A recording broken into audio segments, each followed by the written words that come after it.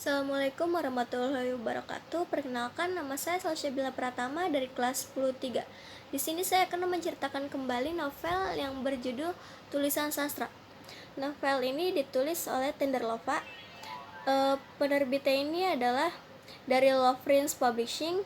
Tahun terbitnya itu tahun 2020. Kota penerbitnya itu di Cirebon, Jawa Barat. Jumlah halaman di novel ini ada 345 halaman dari 32 bab. Alasan saya memilih novel ini adalah karena penggunaan bahasa yang mudah dimengerti dan juga konflik yang diangkat ini relate dengan kehidupan sehari-hari. Andika Sastra Gautama seseorang yang gak suka dengan hujan. Karena pertama hujan itu identik dengan kegalauan. Padahal hujan itu adalah waktu yang tepat buat horizontal body battery saving mode alias rebahan. Yang kedua, dia gak suka kalau hujan disertai angin kencang sama petir. Yang ketiga, Sastra benci lingkungan yang lembab saat musim hujan. Sastra lahir dari keluarga sederhana. Dia anak keempat dari 7 bersaudara, dan perlu diketahui adik dan kakaknya itu adalah laki-laki semua.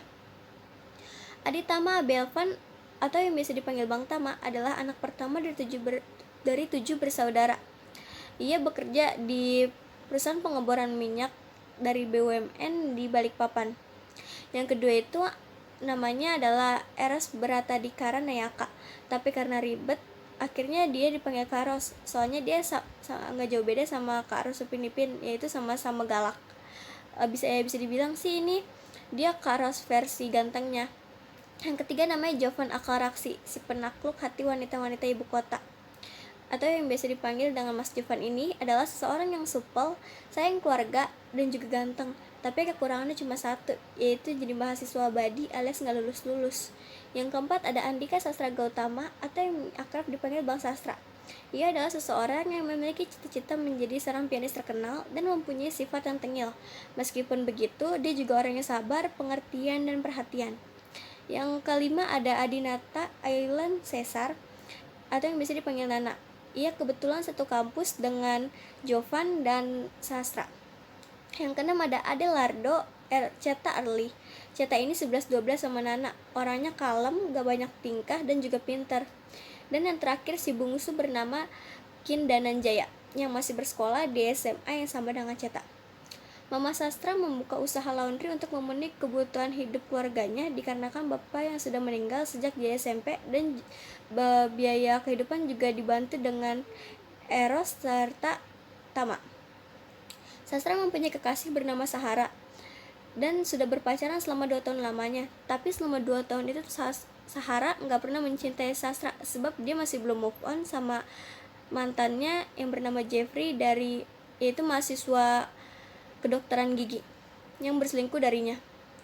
Sarah menjadikan Sastra hanya untuk pelariannya saja. Sastra tahu itu, tapi ia memilih melanjutkan hubungannya meski sudah berkali-kali merasakan sakit. Seperti Sahara yang memberikan dia sandwich dan juga susu stroberi. Faktanya, Sastra itu nggak bisa makan atau mengonsumsi sesuatu yang berbahan stroberi atau susu. Tapi karena Sastra nggak mau ngecewain Sahara, akhirnya ia makan sampai habis sandwich itu dan berakhir membuatnya menjadi keracunan. Sebegitu bucinnya Sastra pada Sahara. Suatu hari, Sastra nebeng dengan Nana ke kampus karena motornya itu lagi dipinjam sama Mas Jovan. Tapi siapa sangka Sastra malah diturunin deket gerbang kampus yang jaraknya lumayan jauh ke fakultasnya. Akhirnya nggak mau diturun di situ dong. Sambil marah-marah, dan gak lama dia ketemu Lukas, sahabatnya yang satu jurusan dengan dia. Saat lagi jalan, tiba-tiba Lukas ngasih tahu Sastra kalau Sarah lagi cekcok sama Jeffrey. Ngeliat itu, Sastra langsung nonjok pipi Jeffrey hingga jatuh, dan ia membawa pergi Sahara dari situ. Melihat muka Sastra yang penuh lebam, Sahara juga nggak tega sebenarnya, sebab Sastra juga merupakan kekasihnya, dan ia meminta maaf karena ini semua terjadi karena dia, dan dengan mudahnya itu Sastra memaafkan. Saat Bang Tama pulang dari perantauannya di Balikpapan, ia nggak sengaja nemuin buku yang berisi beberapa lagu yang belum jadi di atas piano yang terdapat di kamarnya. Ternyata itu ditulis oleh Sastra dan Jovan, sama Jaya juga, tapi Jaya yang cuma ngikut bikin tapi cuma nyambung kata aku sayang kamu. Ia memandangi beberapa figura foto di kamarnya dengan perasaan senang, sedih, pokoknya campur aduk, sampai akhirnya Mama datang ke kamar dan memeluknya. Di situ Tama menangis karena merasa belum menjadi anak yang baik. Tapi Mama menggeleng dan bilang bahwa Tama sudah bisa menjadi anak yang dapat membanggakan mamanya dan juga adik-adiknya. Tujuan Tama pulang ke Jakarta juga untuk melamar sang kekasih hati, yaitu Larasati atau yang biasa dipanggil Mbak Laras. Saat ulang tahun, Mama, Tama, Eros, Jovan, dan Sastra berniat mengundang pacar mereka masing-masing ke rumah. Tetapi tanpa sengaja mereka bertemu saat mengunjungi makam Bapak Suyadi. Ceta yang melihat Sastra membonceng Sahara, Malika yang turun dari motor Jovan, dan gak lama mobil Kak Ros yang berhenti di depan rumah tidak bisa berkata-kata. Apalagi saat melihat penampilan Malika, pacar baru Jovan yang baru ia ketahui ternyata memakai hijab.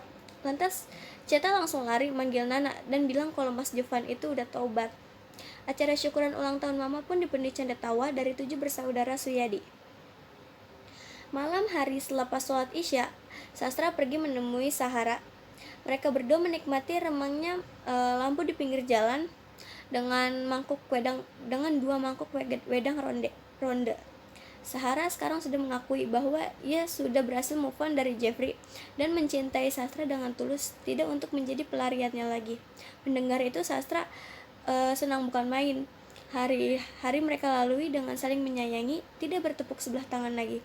Saat Sastra mengantar Sahara pulang ke kontrakannya, gerimis mulai menjadi dan Sahara menahan Sastra untuk tetap tinggal sampai hujan mereda. Tetapi Sastra tetap ingin pulang dengan menerobos hujan. Saat lampu trafik berubah menjadi hijau, Sastra mulai menjalankan lagi motornya. Tapi siapa sangka ternyata ada Range Rover yang melaju dengan kecepatan tinggi dari arah kanan yang menghantam motor dan tubuh Sastra hingga terpental. Sementara dari balik kemudi, Jeffrey melihat itu dengan tatapan tidak percaya, melihat tubuh Sastra mengeluarkan darah di bawah derasnya hujan. Ia bersumpah nggak sengaja menabrak Sastra. Tubuhnya bergetar hebat, dan ia memutuskan untuk meninggalkan tempat itu dan dengan kecepatan penuh. Mama, Jovan, dan Tama berlarian di koridor rumah sakit. Sesaat, 2 orang polisi gak berseragam mengetuk pintu rumahnya jam 2 pagi dan mengatakan bahwa anak keempat mereka mengalami kecelakaan tunggal. Selang 5 menit, berubah menjadi kasus tabrak lari. Mereka langsung menuju ruang ICU, di mana ruangan Sastra berada. Dokter yang menangani memberitahu bahwa kondisi Sastra sudah sangat parah sejak masuk UGD, ditambah dengan kerusakan ginjalnya yang tinggal 1. Dan di malam itu Sastra dinyatakan meninggal dunia setelah mengucapkan tahlil yang dibantu dengan Kak Eros. Banyak kerabat yang berdatangan dengan membungkus kata-kata tabah untuk mengikhlaskan Sastra. Sahara setelah berhasil mendekati tubuh sang kekasih, dia memeluk tubuh kaku Sastra sambil menangis. Sama seperti Sahara, Jaya juga gak kalah erat meluk tubuh Sastra, seakan-akan gak boleh ada yang membawa Sastra pergi dari ruangan itu. Ruang tamu saat itu dipenuhi oleh isakan tangis dari para keluarga dan juga kerabat. Tama gak nyangka ternyata kepulangannya itu hanya untuk menguburkan jenazah sang adik di liang lahat di samping makam bapak. Sepulang dari pemakaman, Jovan memang tidak menangis seperti saudara-saudaranya yang lain. Tetapi saat membuka pintu kamarnya, ia langsung mengambil jaket kesayangan Sastra yang berada di lemari dan memeluknya dengan erat. Di malam yang dingin itu, Jovan menangis sambil memeluk jaket yang sudah ditinggalkan oleh pemiliknya. Dan perlu diketahui, Jovan itu sekamar dengan Sastra. Mendengar Mama ingin menyabut tuntutan kepada pelaku, Sahara langsung bergegas pergi ke kantor polisi ditemani oleh Mbak Laras dan Mbak Rania. Ia kaget, ternyata yang menabrak sang kekasih hingga meninggal adalah Jeffrey, mantannya dulu. Dan dengan cepat ia menampar Jeff dan marah, karena kalau Jeffrey gak kabur pasti Sastra masih hidup dan bisa ngerayain ulang tahunnya yang 4 hari lagi.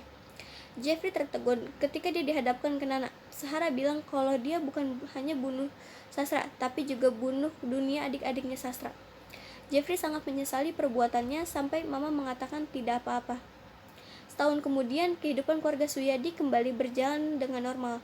Bang Tama kembali ke Balikpapan 2 minggu setelah kepergian Sastra. Jovan sekarang yang sudah lulus dan mendapat gelar sarjana. Nana yang sedang memiliki kekasih bernama Gayatri atau biasa dipanggil Mbak Aya dan juga menjadi penulis terkenal dengan nama pena Sunflower dan ia menghasilkan novel terkenal juga yang berjudul Tulisan Sastra. Dan Sahara yang sudah bisa menerima kepergian sastra dengan menata kembali kehidupannya, ia rutin mengunjungi makam sastra dengan membawa serangkai bunga matahari atau origami pesawat seperti Nana. Pada akhirnya, semua kembali menjalani kehidupan seperti biasa tanpa seorang sastra.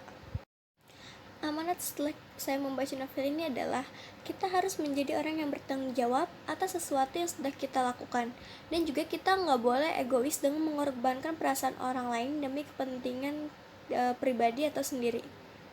Membaca memang cara terbaik untuk mengisi waktu luang. Dengan membaca kita dapat pengetahuan, meningkatkan imajinasi, serta memperlancar komunikasi. Maka dari itu, mari kita mulai literasi dengan membaca sesuatu yang kita sukai, contohnya seperti novel. Terima kasih. Wassalamualaikum warahmatullahi wabarakatuh.